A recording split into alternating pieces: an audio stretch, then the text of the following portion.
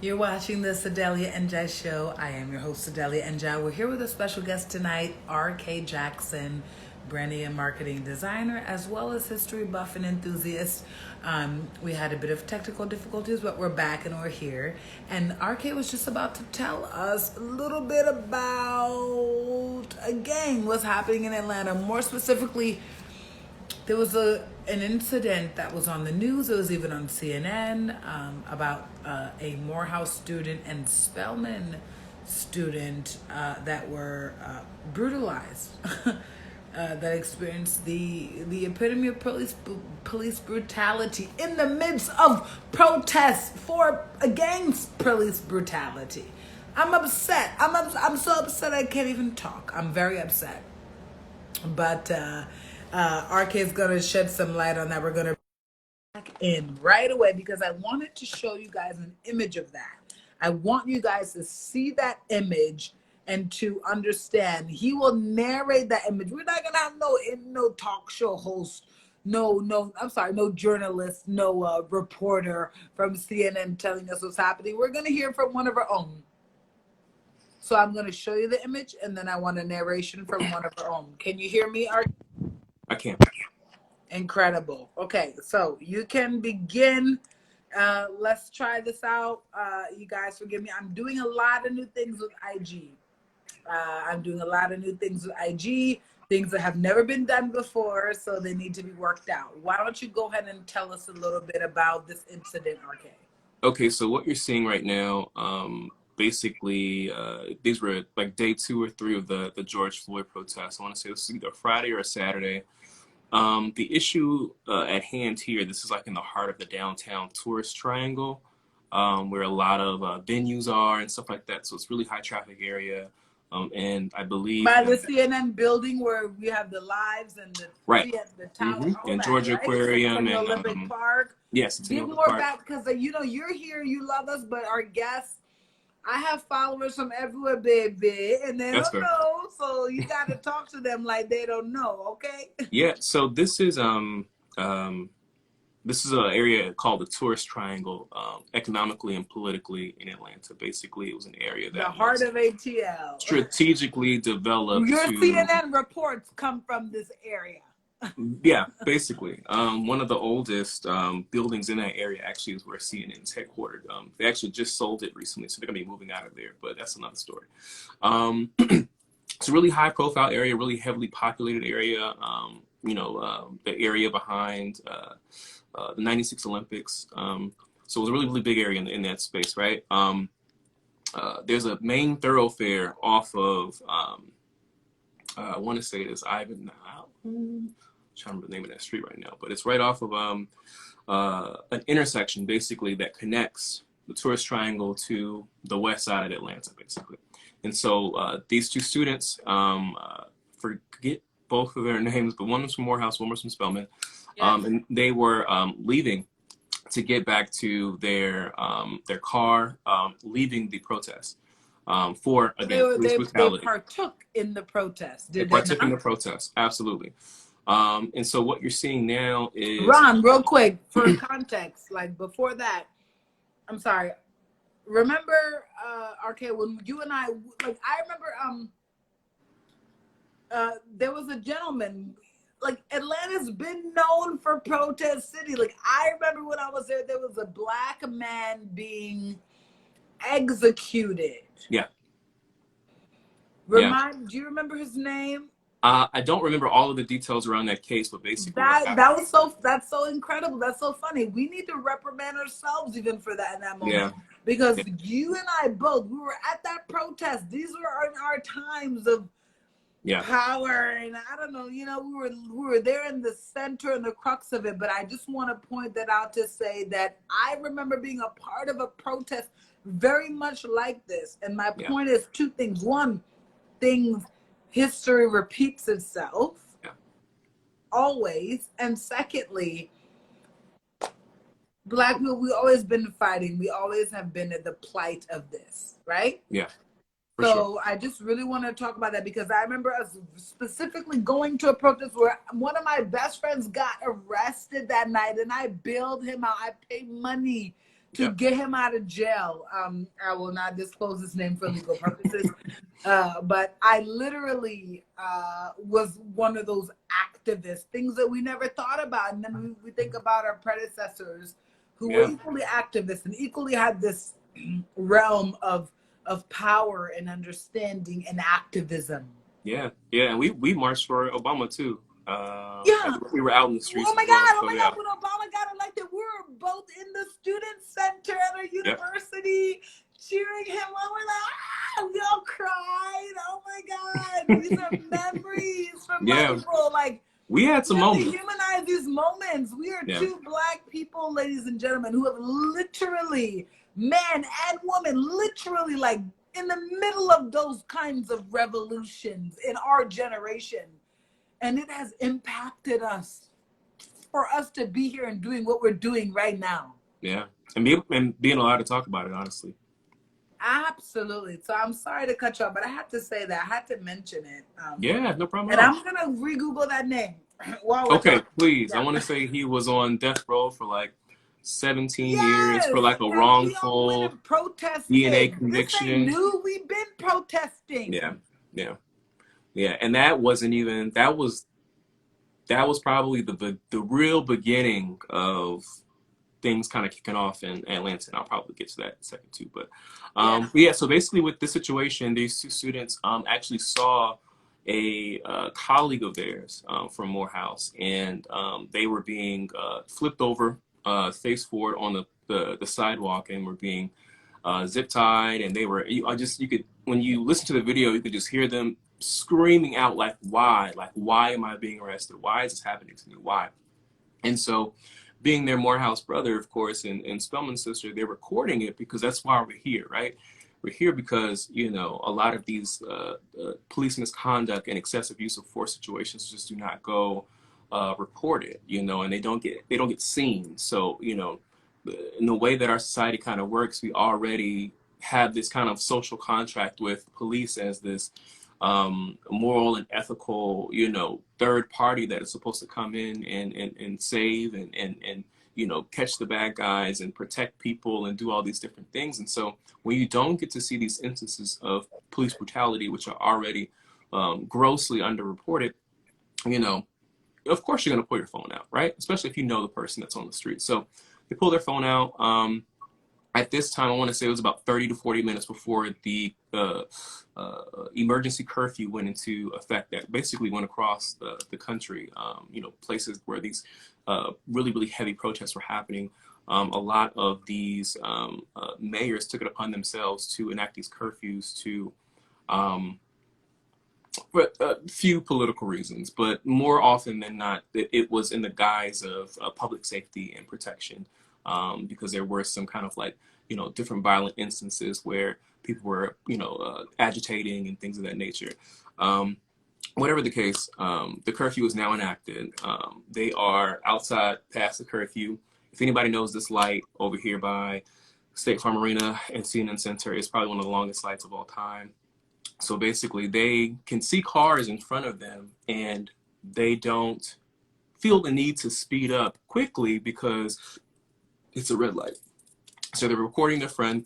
The police are kind of yelling at them to keep moving, keep driving, keep going, and they're like, verbally upset and retorting with the police as well too.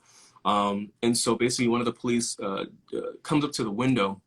And you can like see, I watched at least 8 different body cam versions of this just to see a more well-rounded kind of side of the story. You see them come up to the window and basically say, if you don't Look get at that. on, Like, are you kidding? Like, yeah. ah. And this is after they already pulled off. And so the Not, first thing that not they even do, normal, like a normal human being. Like, put yourself in that situation. You yeah, are an average, a normal human being.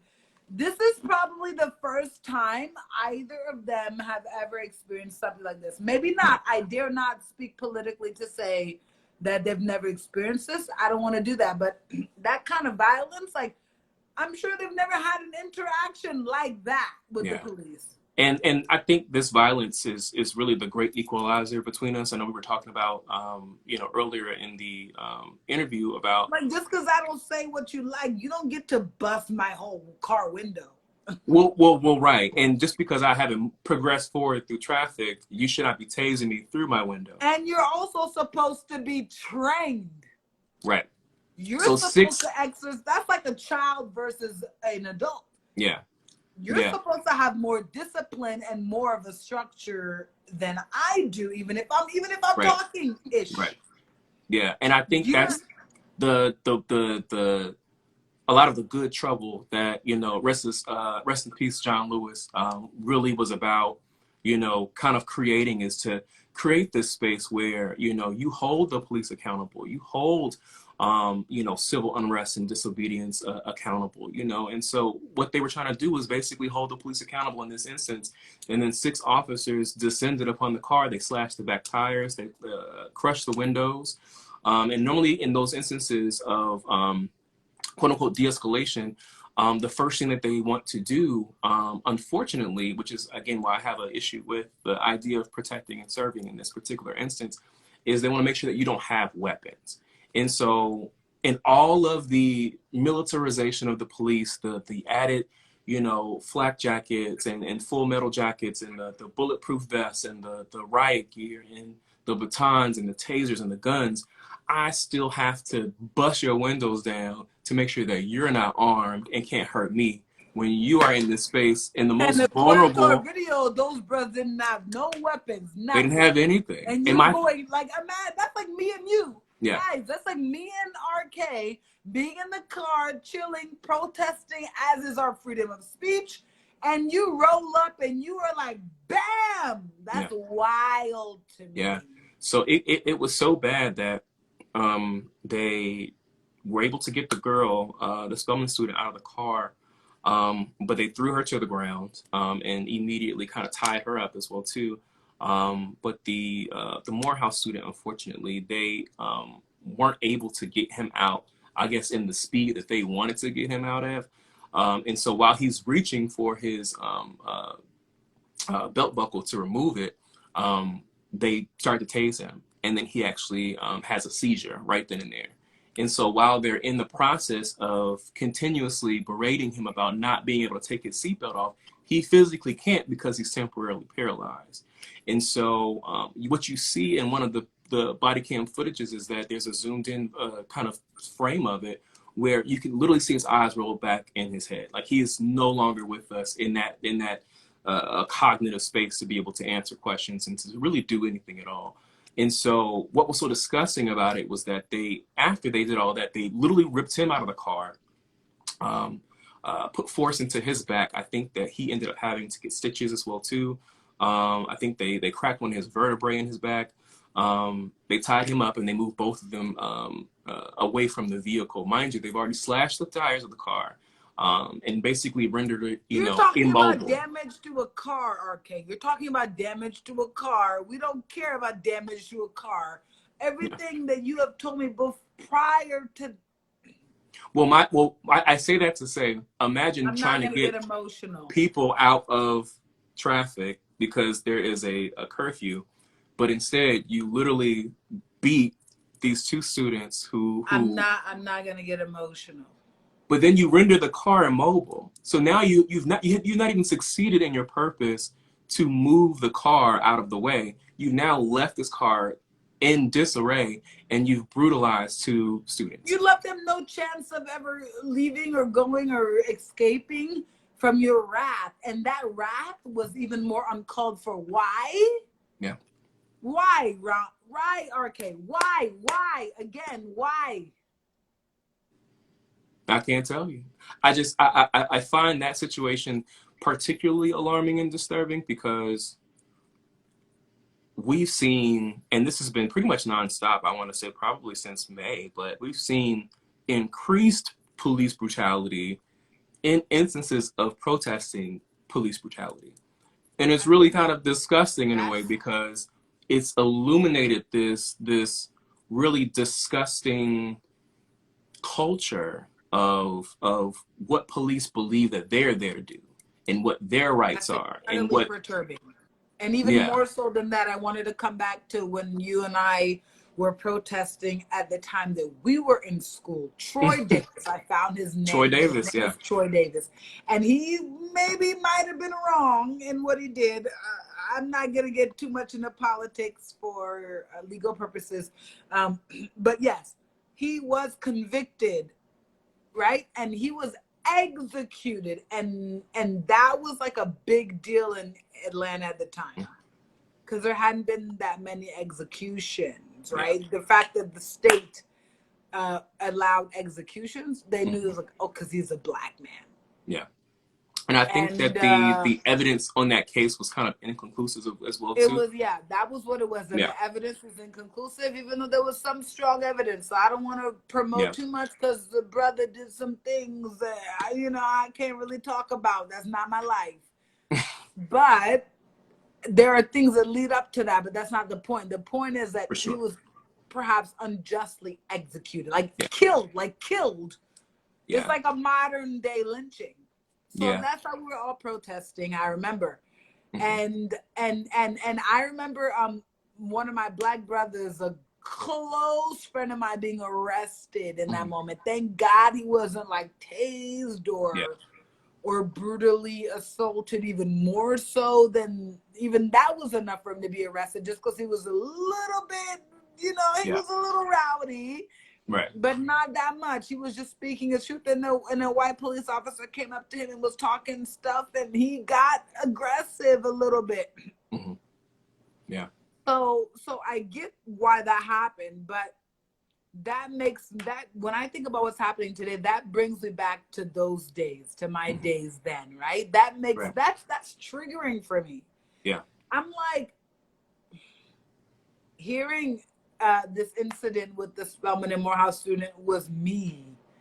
I Yeah. literally was that student that Yeah. that could have happened to me Yeah. very easily. Yeah. And for me to put myself in their shoes, that's why I'm like, this is absolutely insane, because I know who I was, where I was in that frame of mind. I was innocent. I was pursuing my bachelor's. I'm the sweetest woman that I've always been.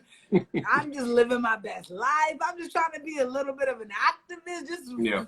support my people. And you're gonna tase me and like beat me and like bust down my car. Like, Yeah. I felt like I was them, because Yeah. you and I have been there. We We've have. literally experienced the same thing. Yeah. Yeah. And it's wild because you think about, a lot of civil rights activists like John Lewis, who is in charge of the 5th District in Georgia, which is majority of Atlanta, who were 25 years old, on the Edmund Pettus Bridge, getting clubbed over the head by the police. You know what I mean? To only survive and serve, for so long that he did, in Congress, literally fighting for the exact same civil and human rights, and the right to not be brutalized by people So who are supposed to protect and serve, what I'm saying is, it's not getting better. No, Right? it's Like, because you and I are we here have to to tell that address, account today. yeah, We're we here got to to literally address the give root our of it. Yeah. firsthand experience and account that is not getting better. Is Yeah. worse, because my friend got arrested, but he wasn't treated that brutally, even though it Yeah. was still bad. And Yeah. now I'm hearing this, and I'm Yeah. like, whoa, I was like the Spelman and Morehouse student. Yeah. Because I was in the AUC. I went to the same AUC that they did. I Yeah. literally was in the same environment. They could have been my classmates, practically, if it just a few years before. Right. And college students, really, and they're both scrawny, really Yeah. innocent. Yeah. How much disruption were they really causing? You treated them like a terrorist. Yeah. From inside a How car. much disruption can two people cause that are that skinny and educated and in college and whatever? Yeah. You out here literally bashing their car, literally tasing them. Yeah. I don't care how much ish they're talking. You're trained to deal with unstable individuals. Which is a much larger You're issue as no, well we're too. not talking, but these were not unstable. They're college students. Yeah. You're trained to deal with unstable individuals, and that's a whole other conversation about how you abuse that. But I'm just saying that to say that these are like upstanding citizens, maybe even practically. Yeah.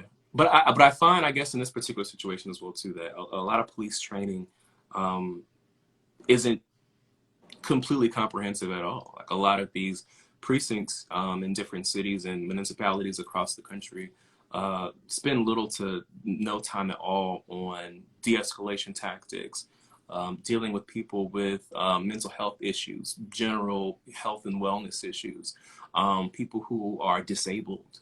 Like I saw one video that was in Oakland of there was a gentleman who was paralyzed, and so his wheelchair was in his back seat, and so they basically tried to pull him out of the car. He kept telling them, like, just give me a second, like I don't have the use of my legs. Can someone help me out of the car if you want me to get out of the car? And so they literally pulled him out of the car, and he's on the ground, just kind of like, laying there because he doesn't have the use of his legs at the, and so they refuse to offer him medical attention. They don't grab his wheelchair. They immediately arrest him and flip him over on his stomach. It's a carceral problem with excessive use of force, and there's not enough attention to um, genuine care, I think, about these people that they're interacting with, because there's such an inflated sense of purpose for police officers. They are, 1/3 for the most part of these cities, budgets, right? They get millions of dollars in overtime approved, you know what I mean? But they also spend millions of dollars of misconduct lawsuits. It's absolutely insane when you can think about an entity, an actual systemic entity that has survived, decades of trauma and mob violence and black wealth and black wealth inequality, social economic statuses, demography. All these things have changed, but this system has not. You know what I mean? Like if you think, like, looking back at it, like the origin of the police in America was basically slave patrol and to protect property. And the only thing that's really changed is that people are no longer slaves anymore unless they're in prison. And so, thanks to the 13th Amendment, that is the case. And so it's crazy because Yeah, move around bad laws, make things, move it around, make it convenient. yeah, absolutely. And it's even crazier to think about how, like, the way we think about policing now is really only about 30 or 40 years old. Like when we were talking about in the last couple questions, uh, the a lot of things happened after the 70s, with war on crime, war on drugs, all these different things, and so there was a specific fervor that was placed on federal, state, and local government to criminalize people before they were even given the opportunity to be found innocent. You know what I mean? And that's one of the issues that we ran into when we were protesting in Atlanta. When we were protesting, over 10 years ago, basically. Um, uh, Police shootings are disproportionately, affecting Black and brown, people all the time. You're more likely to get shot by police. I think 2.5 times more, 2 times more to be stopped, 4 times more to be searched in a car. So it's just there's such a socioeconomic disparity behind the criminality that's placed on Black and brown bodies when it comes to the police, that when you hear conversations about, like, defund the police and all cops are bastards and all stuff like that, there's genuine data and facts that support that this system is no longer serving its people in the way that it was, quote unquote, designed to do. And that's what I wanted to ask you, Mhm. RK. What percentage of police are being convicted from even complaints day to day? And how does that, can there even be a true police reform? Yeah. Um, I'll answer the first question. um, the conviction rates right now, I believe, for police shootings is somewhere between 1 to 3%, depending on the year, right?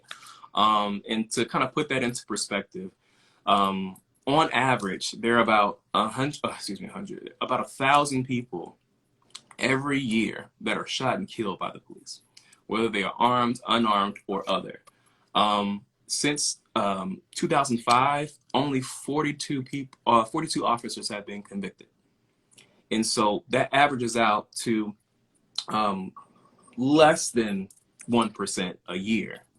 And so it's difficult to kind of figure out a lot of that data because you kind of run into a situation where out of those 42 charges, only 5 of those were actual murder charges. And a lot of those cases are actually still open. And so you jump into this big accountability issue behind the idea of what you can and can't do um, when trying to hold the police accountable, like, Right. we've been in the Black Lives Matter movement for about 7 years now. And, we're about 4 years removed from, an Obama administration.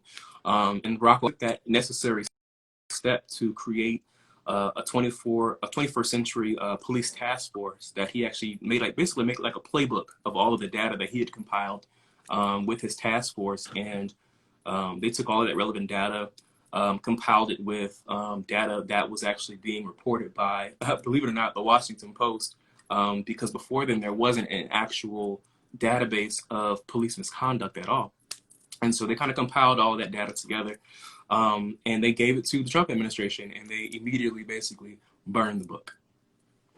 And so that's kind of like the biggest issue is like we're getting this kind of increased visibility and increased scrutiny around police violence and police misconduct, especially with the Black Lives Matter movement. But we're not really seeing any kind of meaningful change. And so when you think about, the concept of reform, it becomes very difficult because it seems like each time something happens, whether it is, police shooting or police misfiring, or like in the case of Breonna Taylor, where, she was a first responder, and she was basically eviscerated in her home, and then left bleeding out in the hallway for 20 minutes after a no-knock warrant that was illegally obtained with 2 officers and a detective basically ran through her house and shot at her boyfriend as well too, who was there. And I think almost if it didn't get media attention, he wouldn't even the FBI wouldn't have even gotten involved in it. But then on top of that, he wouldn't have been acquitted of his charges that were pressed against him for firing at police officers after they got a warrant that was illegal to actually try to. I think there was some criminality around a drug ring that they were suspecting that was happening on that street, and that he was receiving packages at this location to distribute drugs or narcotics or whatever the case may be. And that's like one of the biggest things around this situation, is because when you think about the laws that protect police as well too, like qualified immunity basically says that any police officer that claims that they were just doing their job, a lot of legislation and constitutionality state by state actually allows them to get off. And so that's how you get situations where, there can be, 15,000 people shot and killed by the police since 2005, but only 42 cases. That's how you can get like 184 police shootings in Georgia in the last 6 years, but there's only been one conviction. You know what I mean? And so there was a lot of controversy around how quickly the DA moved in that first case with those 2 students as well. They basically convicted all 6. I don't believe that. Well, I think it's still going to trial, but all of them released on bond, of course, obviously. But the mayor, took the next step and actually called for the termination of them as well too. And so a lot of controversy between that, because normally what happens is the DA will kind of sit on stuff until the news kind of dies down, and without actually trying to bring about a conviction on police officers, because the DA, obviously, as a prosecutor, is directly in relationship with the police officers. While the mayor is still the boss, effectively, of the police department, she has to work directly in tandem with the police department, as we saw in these last few weeks, where they had been calling out sick and basically, What? oh yes, right after they had actually just gotten a cash bonus, they had been calling out sick, and well, cash bonus plus they just got for 2021 a $17.3 million increase in their budget that had already been approved. Oh yes. Basically, they start to call out sick, and so police scanners are really easy to obtain. The channels are easy. There's like apps for them, so you could actually hear them, and they were being recorded on the scanners about not responding to certain 911 calls. They were not going to be stopping people on the street anymore. They weren't going to be doing traffic stops, because they didn't want basically what happened to these cops to happen to them as well too. And so you then jump back into, another moral and ethical issue surrounding what the function of police is. And so if, the main objective of the public perception of police is to quote unquote protect and serve, and they're verbally telling people over police scanners that they do not care to protect or serve anybody in this community, it raises a genuine concern about the validity of the police. You know what I mean? What is their function? What is their service to this community? Are they for us, or are they against us? Right. Not for us, for all people, or against all people in Right. that community. We're saying us as in Black people, but yeah, all minorities. What is your function? Sure. Absolutely. Well, I kind of want to wrap things up there, RK, because it's a lot of information and we want to give people time to process. We've been out here for 3 hours, literally the longest that the Fidelia and Joshua has ever gone. But it's been an incredible experience. I hope that all my viewers feel the same way. I'm sure that you do. Things to think about. Yes? Absolutely.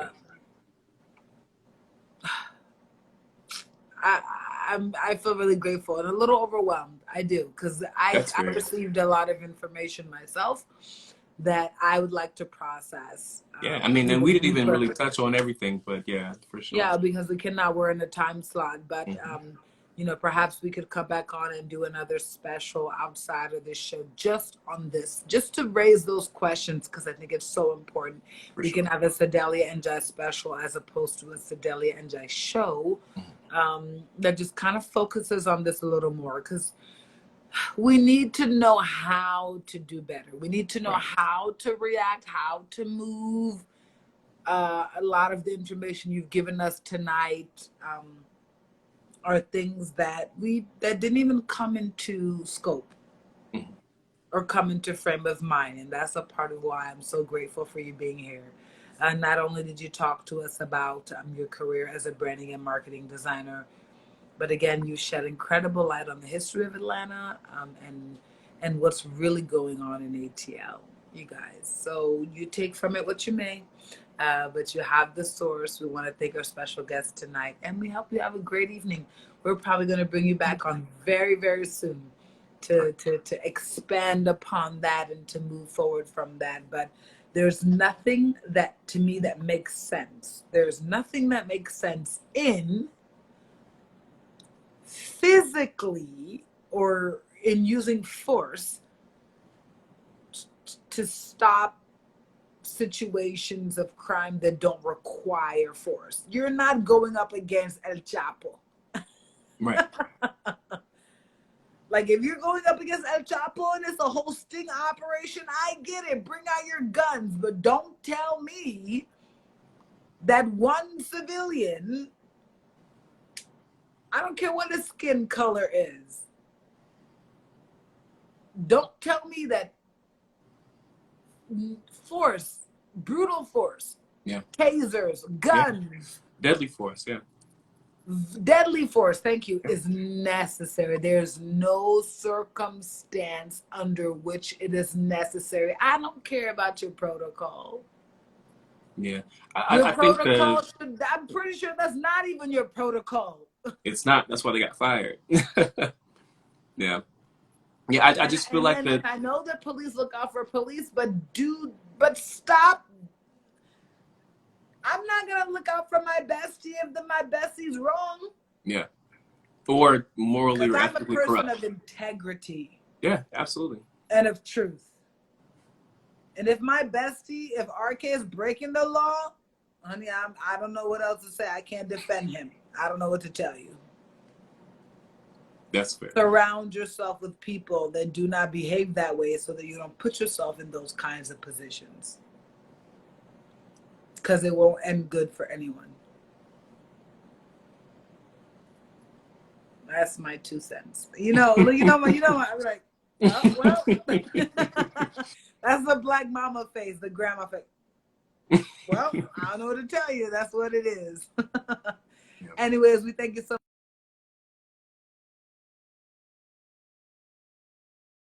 You guys say goodbye to RK. We love you. Thank you again. Have a great night. What an incredible show, ladies and gentlemen. We had our special guest, the one and only RK Jackson. A lot of people put in the comments, the man, the myth, the legend. They're absolutely right. He's not much for public speaking, but he was open and happy to be here and join us on the Sedalia and Jai show. So that's it, guys. That's all I have for you tonight. I love you guys so much. I look forward to seeing you next week.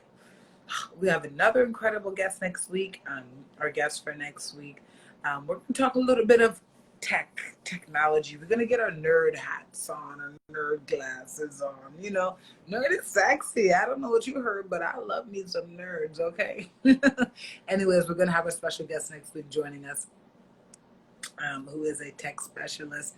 And I'll, tune in and listen to the page and not listen, sorry, look at the page and get an update.